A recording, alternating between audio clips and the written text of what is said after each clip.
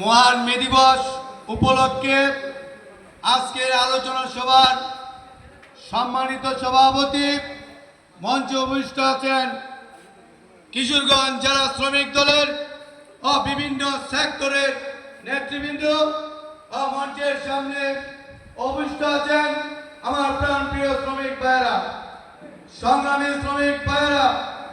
আপনারা জানেন দীর্ঘদিন এবং আমার ছোটবেলা থেকে আজ এ পর্যন্ত আমরা শুনে আসছি যে মে দিবস কি তা আমরা এখনো ভালো মতো জানি না।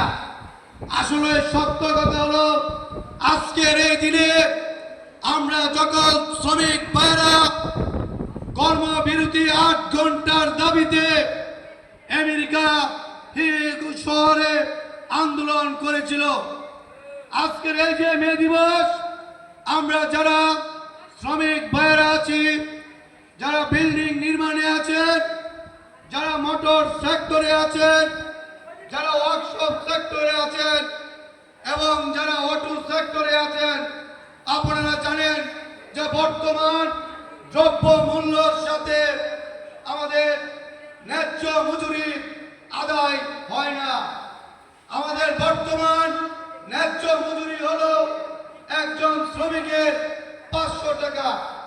বর্তমান বাজারে গেলে আমাদের যে বাজারে দ্রব্য মূল্যের দাম শুনলে আমাদের মাথা ঘোরা, বিশেষ করে আমাদের এই শ্রমিক সেক্টরে যারা আছি, সংগ্রামী শ্রমিক ভাইরা।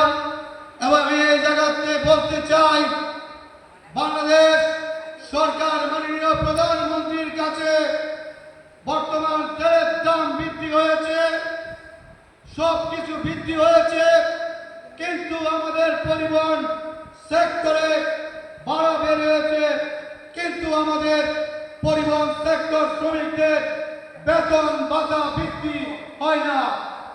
সংগ্রামী শ্রমিক ভাইরা, আমি এই জায়গাতে আবার বলতে চাই, কিশোরগঞ্জ জেলা প্রশাসক এবং জেলা প্রশাসক মহোদয়কে আমাদের কিশোরগঞ্জ পরিবহন সেক্টরে একটি আন্তঃজেলা বাস টার্মিনাল আছে এবং কিশোরগঞ্জ পুরাতন স্টেডিয়ামের সামনে আমাদের একটি মাইক্রো বাস স্ট্যান্ড আছে। আমরা পরিবহন সেক্টর শ্রমিক, আমরা ভালো একটি জায়গায় বসতে পারি না। সংগ্রামী শ্রমিক ভাইরা, আজ আমরা এখানে এসেছি, আমাদের একজন অভিভাবক, আমার সাবেক কিশোরগঞ্জ জেলা শ্রমিক দলের সংগ্রামী বিপ্লবী সভাপতি জনাব আবু নাসের মিন্টু হেলালি ভাইয়ের নেতৃত্বে আমরা আগামী দিনের শ্রমিক দল একত্রিতভাবে রাজনীতি করব।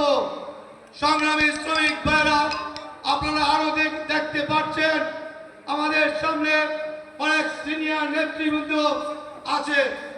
তাই আমরা পরিবহন সেক্টর থেকে আপনার হাত, মিন্টু ভাইয়ের হাত যতটুকু শক্তিশালী করতে পারি আপনি দোয়া করবেন।